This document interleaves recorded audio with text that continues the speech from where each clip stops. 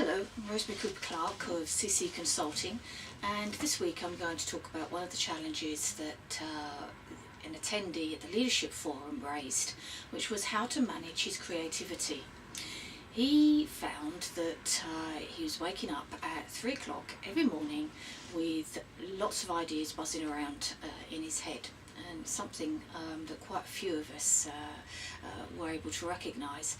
Not just for entrepreneurs or business owners, but for very many people who have a demanding job, then this can be a symptom of stress or an overactive brain.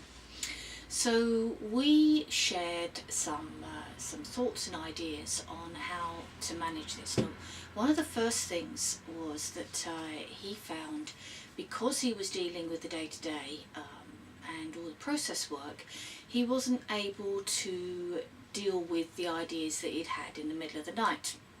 So I'm going to tackle this challenge in 3 steps. The first is the obvious one, not to actually wake up in the first place.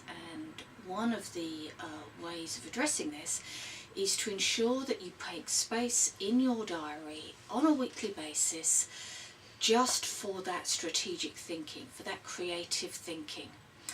That way you can, your subconscious will feel that it's those ideas are being managed, and you will be in a much happier frame of mind when you do go to bed.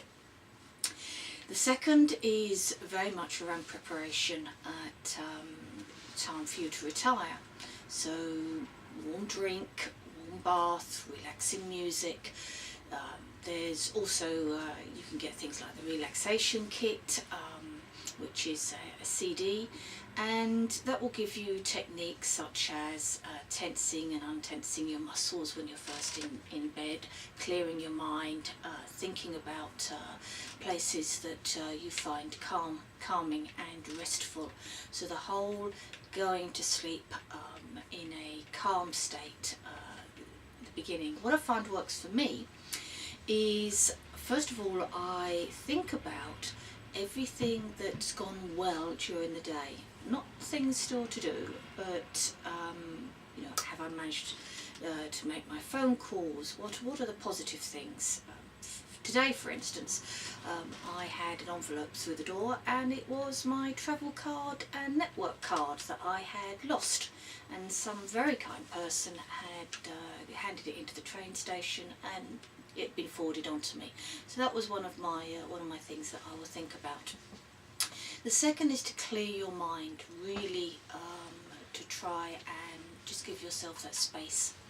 And the third that I find is to centre. So start to breathe from your chest. Even if you put your hand on your chest and start to breathe through there, it starts to calm you down and get you into a good sleep pattern. Now, you've done all this, and it's 3 a.m. in the morning, and bing, the light goes on in your brain, and you wake up with all those wonderful ideas. One useful trick is to actually write them down, because then your brain won't be trying to remember them for the following day. You know that they've dealt with, you've written them down. Or, you know, buy a dictaphone and talking to it. Many iPhones has an app now, of course, that you can record your thoughts just to make sure that they are captured.